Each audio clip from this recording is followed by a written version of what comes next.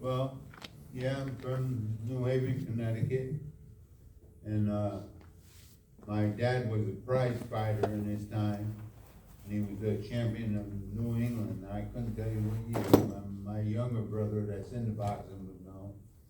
And, then, my dad, well, me at a young age, he had a stroke at his job, and they found him on the floor there. But more than anything, I just wanted to have a dad like any kid to take me to a game, baseball game or something like that. And that never happened, but I know that my dad loved me. And, they found him on the factory floor. And we came from a very poor family. But the one thing that there was true love, especially from my mom. She had to go out and, she became a nursing person, cleaning up people's poop in a convalescent home, doing that, and try to work as much as she could. And she got the job done, you know. And we didn't want our dad to go to a convalescent home. So me and my two other brothers and, my sister, I got an older sister, but she wasn't there when that happened. Well, we wanted dad at home. And we said we'd take care of him, take him to the bathroom, clean him, do all that stuff. And by the grace of God, we got it done. But my mother was never happy with me because I was a little terror. And, we had Catholic churches all around us back then. But after being kicked out of one because I was drunk drinking blueberry wine during a storm, a winter storm, and I had a buddy Carlos that was with me, well, we didn't agree with their teachings anymore. There was no love there, you know. Get out of here, and there was a blizzard outside. So we had blueberry donuts and blueberry brandy, and that don't mix good, and it came up and it looked terrible in the snow, so he was partially right by not wanting us around his property there. And, I don't wanna get too far ahead of myself, I just wanna be honest with you. Can I be honest with you? Yes, sir. I was a terror. I was an unbeliever. I was the sinner of sinners. And I still am, but not in those ways, you know? Because if anybody thinks they're perfect, when you stand before Jesus Christ himself, tell him how perfect you are. Because there's not one that can compare with him. Amen. He knows Jesus, name above all names. That was the name I heard. My mother got so upset with me, she called nuns, I think they're called. I can't even remember, you know, they wore black habits and all that there. And she called in Sister Rosetta in my house because I got a lot of bad trouble. And I heard my mother saying, Sister Rosetta, there is no hope for him. I mean, I would swear like a trooper at a young age.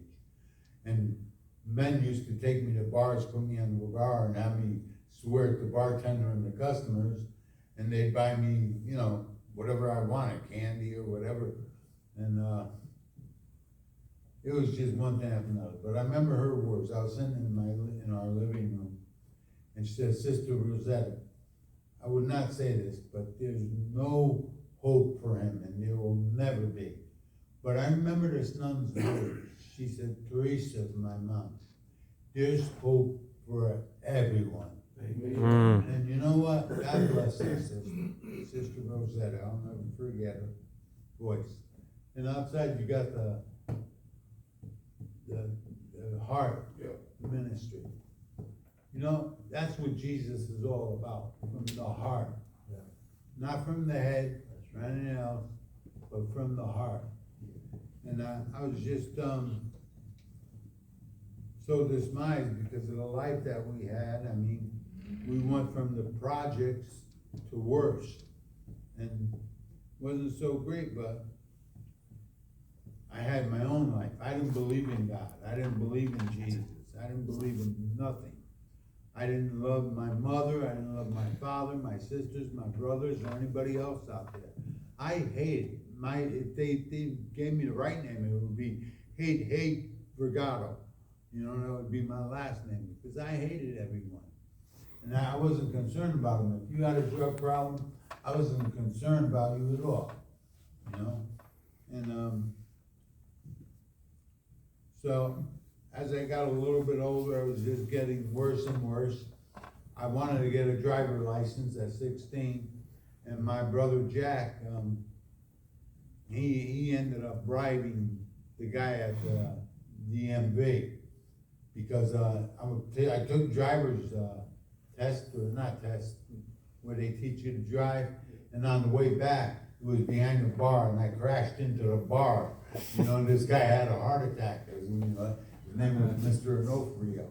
And thank God, you know what?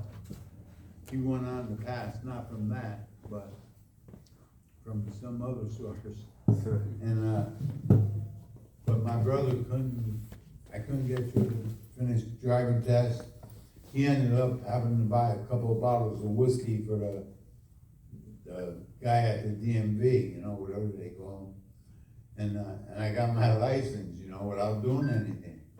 You know, it was just, these were times that I was living in back then. Sorry, I hope I didn't hurt you. I ate a lot of sugar in the kitchen, and I see little dots, so if you see me swatting at something, man, it's just because I'm a diabetic. I have diabetes, and but everything was delicious, Pastor. Thank you, man. If you're gonna do it after again, I have some more of that cake. See some more dots. You know, and when I was about 14, I had a friend. I can use his name. His name was Carlos, and I used to go over his house, and his address was 113. You know, and I think there was a TV show on the Munsters or something, and the address was 113 Mockingbird Lane or something like that. And I used to go over his house, and I went up one day, and he had this giant poster on the wall. I said, and it was a funeral procession. I said, "What was that?" He said, "That's Chocolate George." And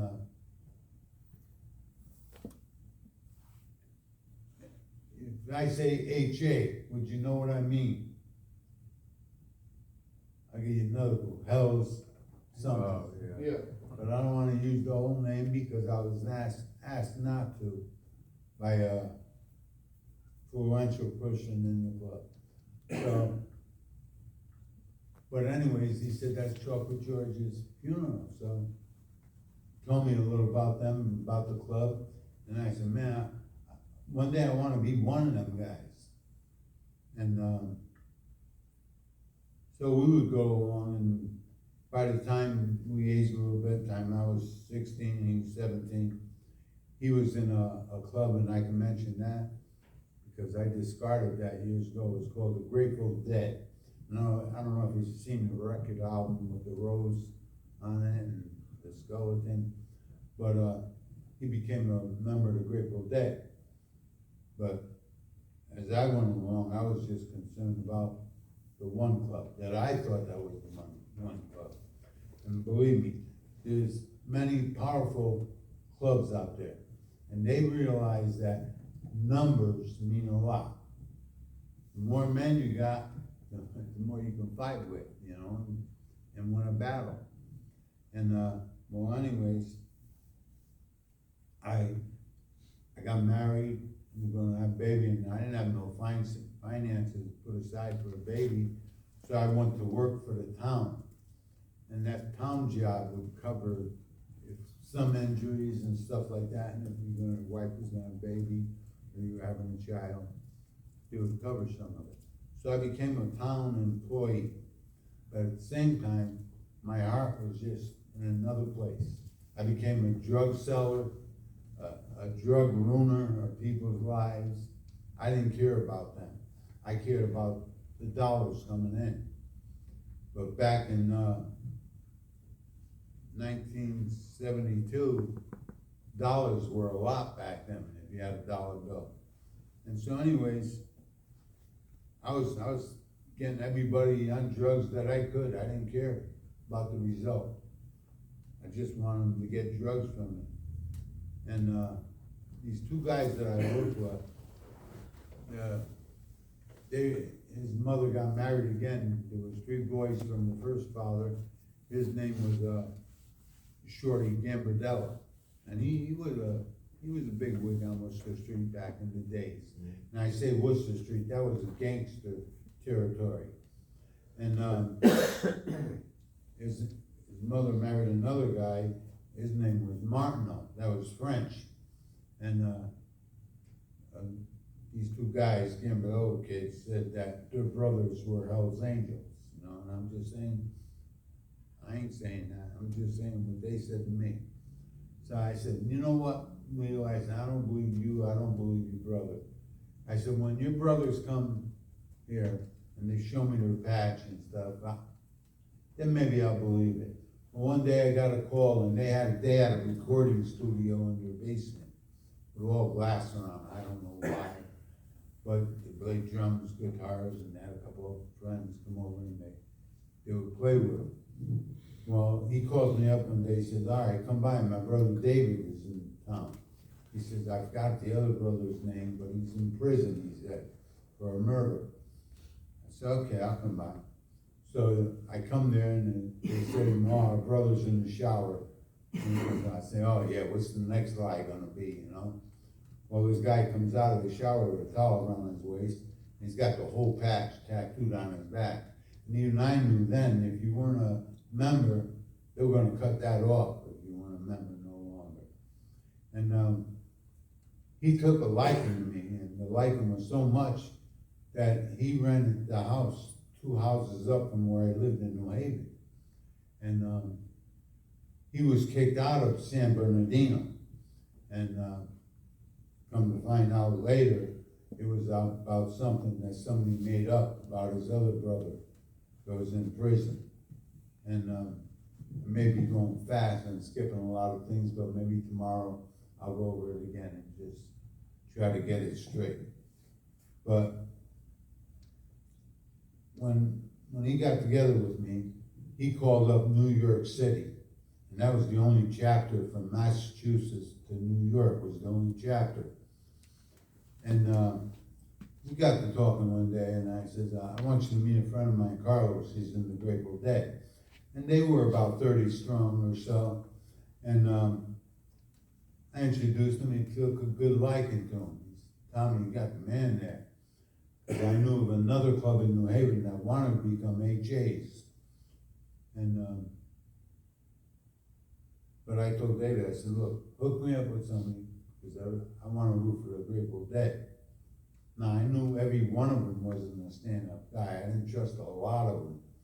So anyways, I got called to New York City, because that's where they called him Santa Claus, because he'd show up on his motorcycle in a snowstorm. And he was crazy. The state police called me one night, and you know Dave Martin? I see that. He come up to the state police headquarters just over the border, Connecticut, New York. He was going all over the highway there, you know, metal bridges back then, and it was slippery. And but he invites me up to New York City, and every chapter, every motorcycle gang got a sergeant of arms. And basically, they have to be pretty tough because they got to straighten out feuds between brothers. Now, you see, we're all brothers here, but you know what? The only one we go to straighten out a feud is God, Jesus, and He takes care of it. He says, "To much is forgiven, much is acquired." You know what I mean? We're to forgive just as much as Jesus did, without remembering. But this is part of my testimony. Like I said, I hated everyone, you know, mother, father, everyone, just on and on. And he brings me up to New York City, the sergeant of arms. You sit on a whole car seat, not just park, but the whole seat. Because back then they used to have seats that went straight across. And I'm standing outside, and Santa Claus went in and talked to the president up there. And the sergeant of arms looks at me, says, "You got any smoke?" Now, to me, smoke was cigarette. But So I pull out a pack of cigarettes, I said, yeah, here. He said, are you nuts? He said, I said, I don't know why. He said, I'm not talking about smoke, cigarette smoke, I don't smoke, he says. So, he took a liking to me from that day, and that was unusual, because everybody that ever met him, he'd give a beating to see how you look with black and blues from him. And I turned out fine with him. The only time I had a problem with him, I tried to break up a fight between two HA members right outside the clubhouse, and you don't do that. Their business of any club is their business. And so he pushed me, and I hit that block, what do you call it, brick wall. And boy, that hurt, and that was just like a little shove, you know, you can't be doing that. He reprimanded me, and I understood, and I said, yeah. Well, anyways, long story short, Grateful Dead got recommended for the HAs, but there had to be a process of elimination. This is when Sandy from New York said to me, look, we're gonna allow this, but if one thing goes wrong, I want you to know, it's on you. And he was a straight up dude, man, you know. And I said, okay. And then as they gradually started kicking other members out, those were members that I didn't like either, but some of the members that did make it, I didn't trust.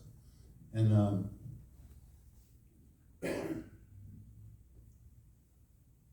so when they got their patch, it said Dirty Dozen on it. Only 12 out of almost 30 guys made it. But like I said, one thing that led to another. And I'm skipping a lot just for time's sake. But when I was up there one time, I went in the parts department. They had motorcycle parts, and I'm sure they weren't legal parts, but who am I to judge? And I was searching through some stuff that I needed for my bike. And one bigwig came in, and he took his knife out and gave me a toke, a little sniff of what he had. And then he asked me, I got a question for you, he said, I'd like to sponsor you.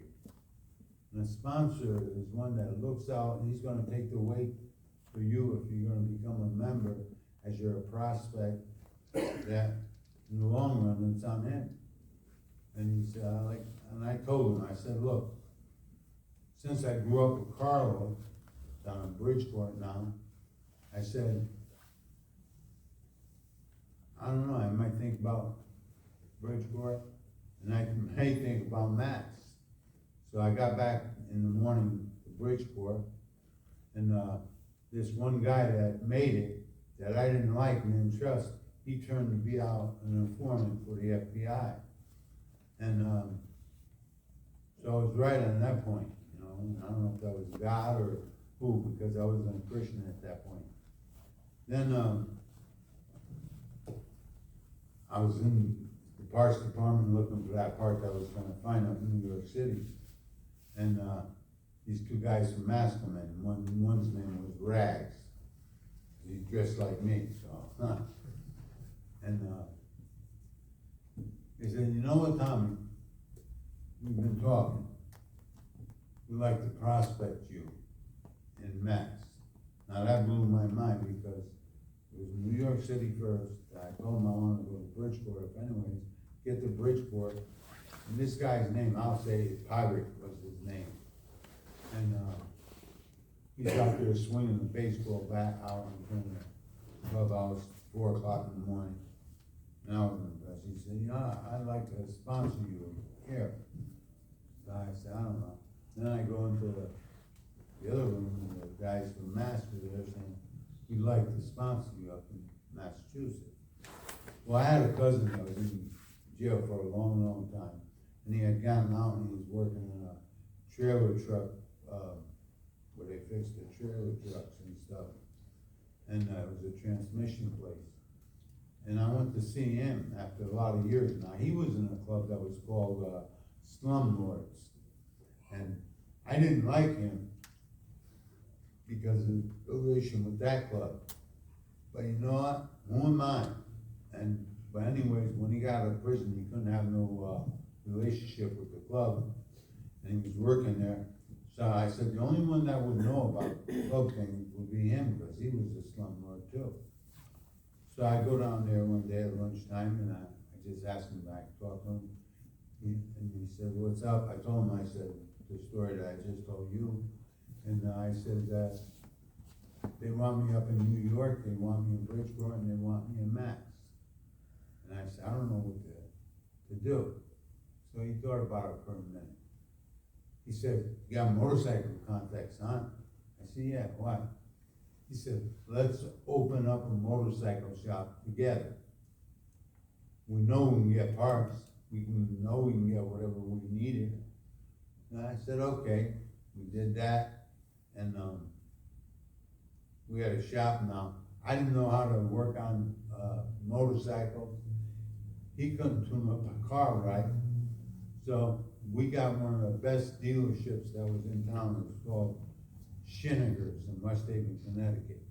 And his top mechanic, who worked at EB, was called Electric Boat, where they build the submarines. And he was a smart dude. And so we got him to run the shop. It was in my partner's name and my name. And that's what we did. We fixed some motorcycles, you know. But we would choose, if we didn't wanna work on your bike, we tell you to leave or get out, or you're gonna beat up. And it was a crazy situation, that whole situation, that lasted a while. And we needed, because the machinist says, I can make silencers if we had a lathe, because we had a guns place that was making a high standard, it was called. And they made 22 clips that you put in the gun, but we had silencers that you could make for those. And you can, back then you could sell them anywhere.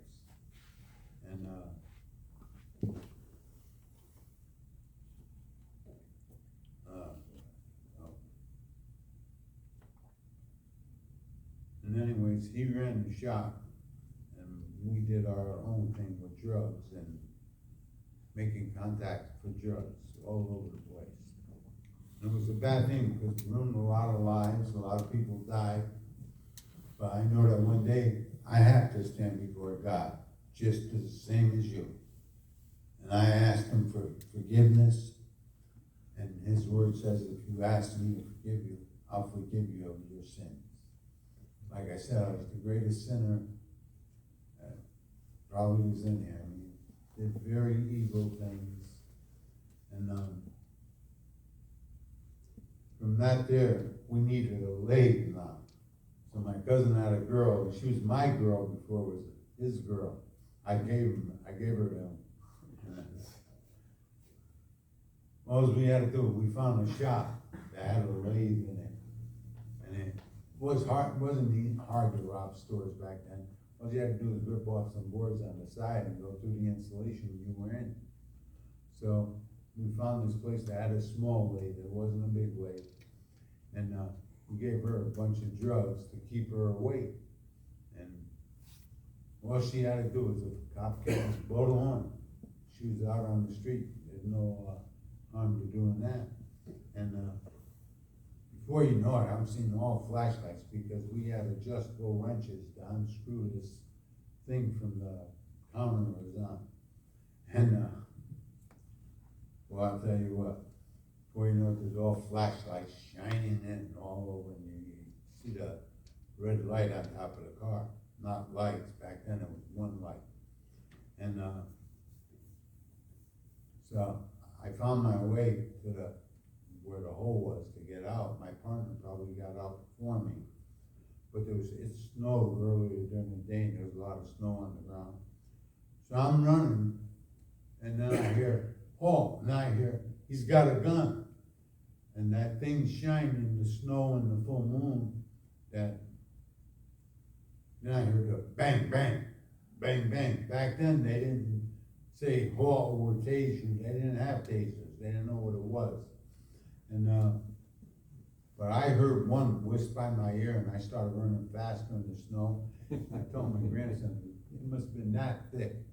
And I ran head first into it, man. The bump instantly appeared, not like taking an hour, half hour, 15 minutes. It was there, you know, cause I slid in the snow, man, about maybe 3, 4, 5 feet. So my partner lived right down the street, and I'm knocking at his metal door in the back. I'm yelling and his name, and he said, "I'll be right there, I'll be right there." Now this is about 3 in the morning, and he opened the door and he looked at me. "What the hell?" He says, "Happened to your head," you know? So I got in, man, I started screaming at him. I said, "Your girl fell asleep down there. How could she fall asleep with all that we gave her?" "I don't know, man, you talk to her. She must have been exhausted. She probably was up for a week before that, I don't know." And so anyways, we're still looking for a lake. And my wife's father had a sheet metal shop. And so I told Bob, I said, "You're gonna talk," and he won't listen to me. He told me one day we were talking in his yard. He says, "You gotta be born with common sense." I said, "Oh." He says, "You don't have it." You know? So that was a good build up to a relationship, you know? And anyway, I told my partner about him, and he said, "Well, yeah, I'll go see him." So I told him, I said, "Listen, we got a motorcycle shop, and we need the lathe for making parts, you know, and for seals or whatever."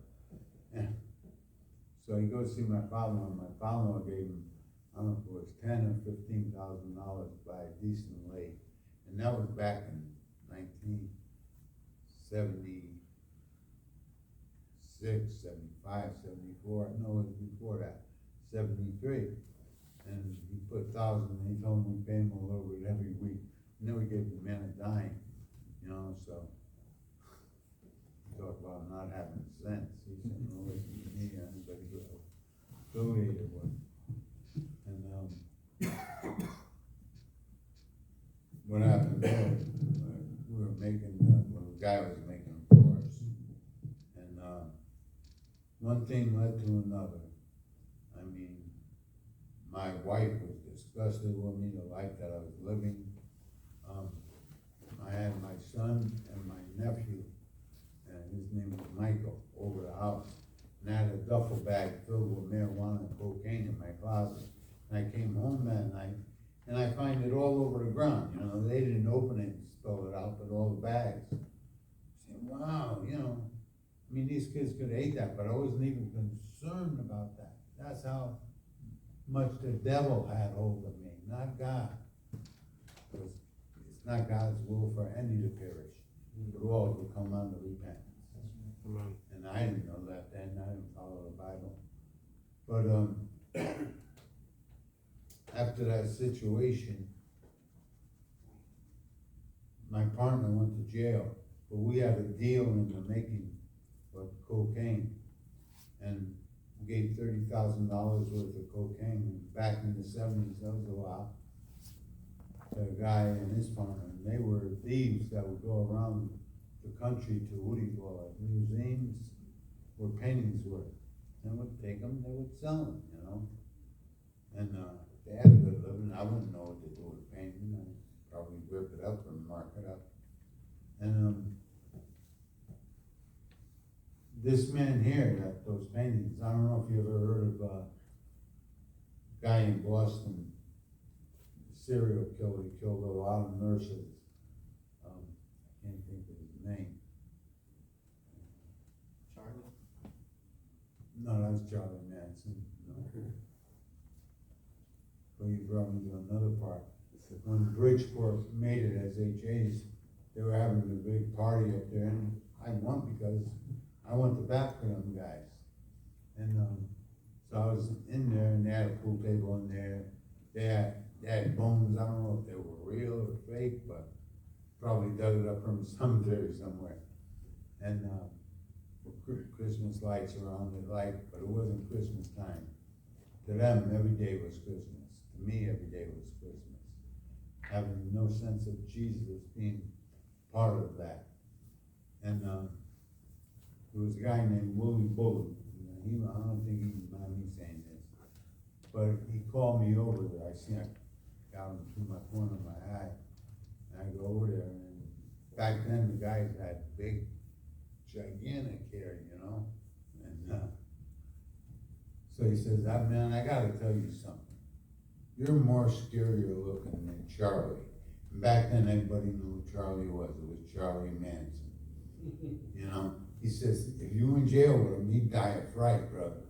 I said, thank you, you know, I took it as a compliment. And, so I thanked him and I went back. And his dog, Satan, is the only dog, German Shepherd, that ever bit me. I ain't still today, I'm not afraid of German Shepherds. But Satan went through a leather jacket, a vest, long johns, bunch of other stuff, and he went right through it like it was nothing. And then that guy Carlos, because he had fully put it, chained to some of the bikes in the back of the club. Carlos went out there with an axe and he put it right through Satan's head. But that was the norm for that time, for crazy people, you know. Today it seems like it's more crazier out there. I was telling someone, I think Joe, in the back, there's a guy saying to me this morning that somebody said that Jesus came to America 2,000 years ago. And here's the thing, I said to him, if Jesus came to America 2,000 years ago, this country would not be in the shape that it is in now. Because even though we're believers, there's millions of people out there that don't believe. And he loves them. He loves them just the way they are. But he needs someone to tell him he loves them. I'm telling all you guys, he loves each and every one of you and more. And I got off track. I know I was a bully, I think. But as time went on, we made a deal with this guy Peter. I almost had the guy's name that in Boston. He was killing everybody. Boston Strangler, they called him, but it was a name. But I know the actual person that wasted him in prison. I said, why'd you do that? He says, this guy's clip. They didn't have automatic typewriters back then. And he's gonna get paid for being a rat and, you know, putting everything out there. He said, so I wasted him. So became partners with him and his partner. And they were from Boston area. We were from the New England crime family. So we got invited up to Boston one time to sit down in a big restaurant. And I couldn't wear any motorcycle garb there. And they dressed me up. And I looked like a fake $7 bill, if you know what I mean. You know, and but we sat down, and then the guy that I knew came to the table and said, look, we'll pay you guys $10,000. I'm up here. We'll run everything. We got a machine. If you cut off parts of the body, put it in a grinder like a hamburger machine. And instead of saying that might taste good, I said, man, I should keep that, you know. And so on the way to go to Boston, catch our plane, we got on the highway and I told him the way I felt. So he sped up to, I think cars only went up to 120, 140 back then. And he sped up and went through the state trooper on the side, comes right at us. So my partner said, we're trying to catch a plane. He said, what time's your plane go out? So he told him, he said, no way you're making this plane.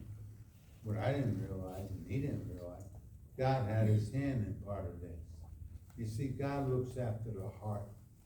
He knows what you want to do in life. What I'm concerned, I just want to see people be saved and pass it on to the next person pass it on to the next person. Because God is love.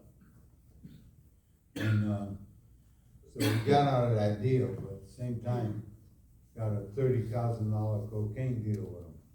And back then, we had tolls, I don't know if you got them here, but we had tolls on all the highways and stuff. And, he fell asleep, they went to Washington, I gave him the stuff, but they were going to Washington to do whatever, Florida to do whatever they were doing. And, Pete fell asleep at the wheel, and, he crashed into one of those whole boot of bummen. And, Paul, and it's amazing, like someone said, Peter and Paul today, and yeah, they were only in biblical times, but they were here in evil times.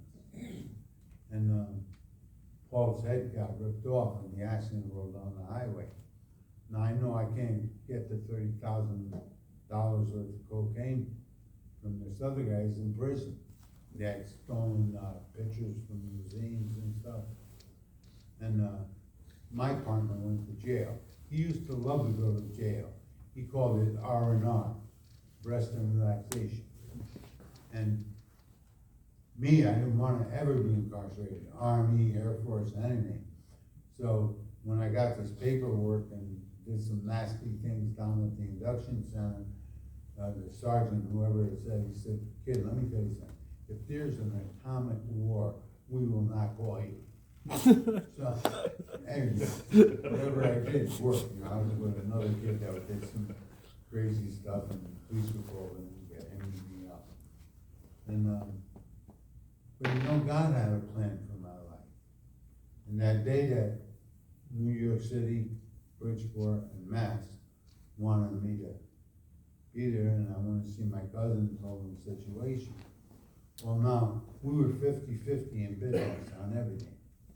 Now, he's in jail, resting and relaxing, and I'm out there freaking, because this same guy that we owed the money to wanted us to waste a man that owed him $10,000.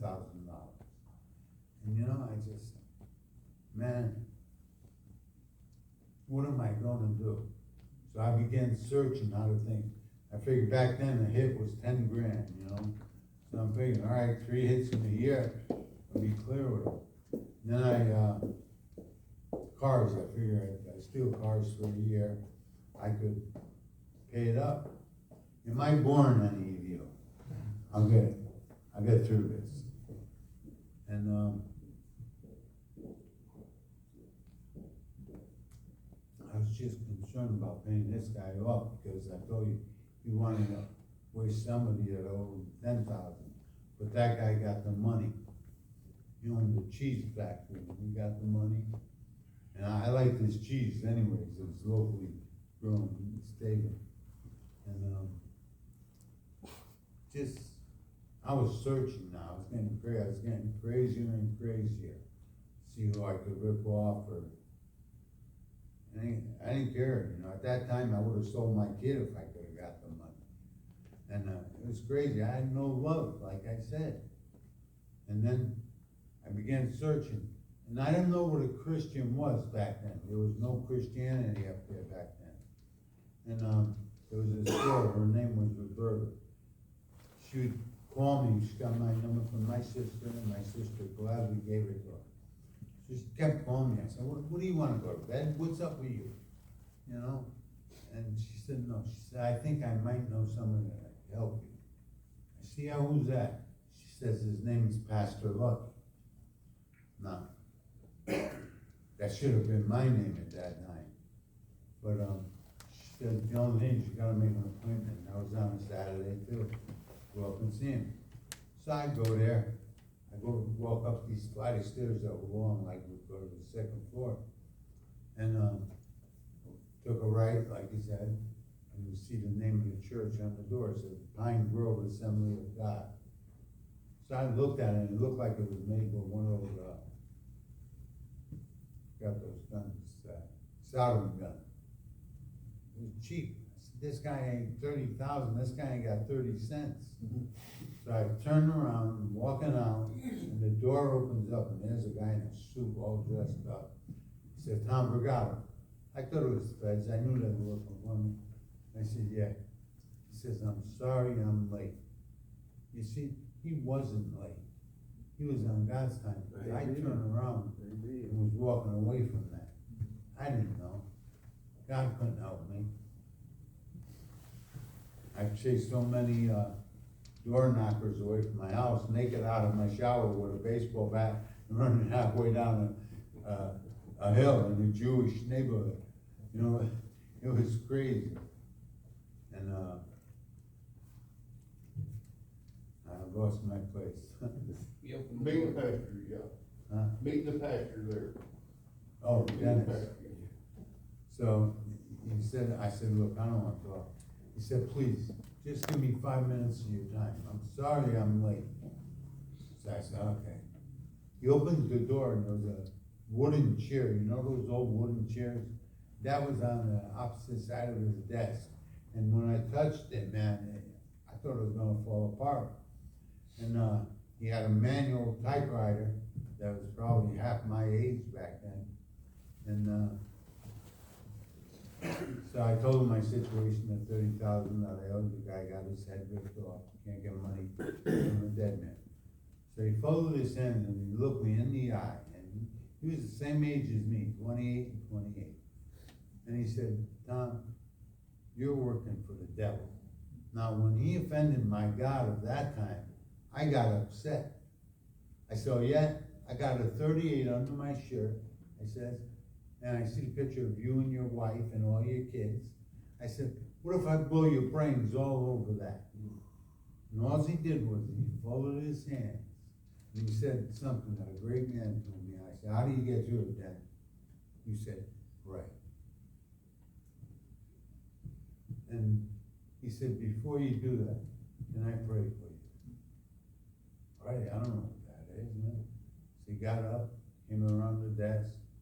He said, let's make this chair our altar. I didn't know what an altar was. So, taking me by my hand, I said, look, I ain't gonna shoot him, I ain't gonna kill him. I'm just frustrated, you know? You offended my God. I didn't say that to him, but that's what it was. And he led me in a sinner's prayer. Lord Jesus, forgive me of my sins. And that's all it took. And I began to cry, and I never cried for nothing or no one. And I said, what's happening? So he got some tissue, and I blew my nose. And then I was breathing like you're gonna believe. My nose has been broken from so many sucker shots or chairs across my face or whatever, that the doctor said, you gotta get cartilage removed to breathe again. I wasn't getting no cartilage removed. So I looked at him and I said to him, I said, are you a magician? And he looked at me strange. He said, no, why do you say that? I said, because I couldn't breathe when you went into the tissues and I blew my nose. I could breathe, smell, everything. And I smelled how bad I smell. Because there's some incidents that led to that. We'll go into it tomorrow. And he said, no, I'm not. He said, God healed. So he wanted to give me a Bible. And I couldn't read. I couldn't understand. And I told him, when I was 16 in the 7th grade, they told me to leave, and they'd call me when they needed me. You know? So I whatever. So I graduated from 7th grade and never made it to the 8th. But. So I told them I couldn't read. Matter of fact, up in the clubhouse, when guys would read the cartoons in the Sunday paper, they'd read something, they had, hey, Dom, look at this. And I just laughed. I couldn't understand what it was about, even though it was Mutt and Jeff, you guys probably don't know. But I just laughed because I figured that's what they wanted me to do, know what they know. So I did that. So he says to me, here, wait. He went from the small Bible like this to a Bible around that big. It was a child's Bible with cartoons and little scriptures underneath. So he opened it and he put the address of his church there. Johnny probably do that sometimes. And, I got home, I drove to New Haven where I lived, this was in Hammond, where I got saved, but when I came outside, I looked at blue skies, I seen leaves on the tree, never seen none of that before, but God got a hold of me and just changed my heart. And, so I got home, I opened my back door, I go in, I put that Bible on the table, and where he put that marker, I opened it up. Now, being with motorcycle people, a lot of them folks know who the Roman soldiers were. And they fight all day, and then at night they'd be able to fight again. I was even told they used pit bulls to get under the shields of the enemies. The dogs would go at them. And so when I opened to it, I see a man carrying a cross up a hill. Knew it was Jesus by then from my Catholic influence, or whatever you want to call it, just commercials or maybe people. And I looked at it, it says, pick up your cross and follow me. So I looked up into the air, I said, God, you know this, I owe this man money. I know he's gonna have me killed. So I said, God, when I square away with the money with this guy, I'll pick up my cross and follow you. But back at that time, we used to carry beepers. And if somebody important wanted to talk to us, he'd call us on the beeper and we'd go to the telephone booth and make the call from the telephone booth. And my phone started ringing after I looked up and said, it was God, I straightened away with him, I'll pick up my cross. Well, the phone was ringing, and I let it ring 10 times. Back in those days, you let it ring to make sure it was for you. You know, I thought also the cops were checking to see if I was in the house. I picked up on the phone. So I pick up. I said, hello. I said, hello, my friend. And the amazing thing was, it was the guy that I owed the money to. No beeper call, nothing. He says, I hear the things are not going good for you. I said, no, Bobby's away serving time. The state police raided the shop, took the lathe, all the material we had. And to this day, I've never been contacted on that. I don't know why, it had to be superhuman or super touch. And I said, but when I get my head together, I'll square away with you. He says, for what? I says, for the money. You don't owe me nothing. And he said, if I can do anything for you, ever, don't you ever hesitate to call me. Now, he heard that I was going crazy trying to find the money, paying back. And yet he had a plan and purpose and part of my life. Because when he said, you don't owe me nothing, I began to weep. And he knew me. He said, what the heck? And he knew the word heck was going on. So I told him I wanted to see a preacher that day. I came in, I just opened the Bible, said, pick up your cross and follow me. I know all the debt I was in, and I just told him, I'll follow you after I pay you this debt. See, again, you don't owe me nothing, and if you ever need anything, don't hesitate to call me. So I'm just gonna say, end this week, pick up your cross and follow Jesus. Amen. Every Amen. day. Now, a lot of guys say you don't make it. I don't make it through the whole day. You know what? But the Father has forgiven me. And as He's forgiven you, who am I? I'm just a man to judge anyone. Amen? God bless you all. And Mother, you're so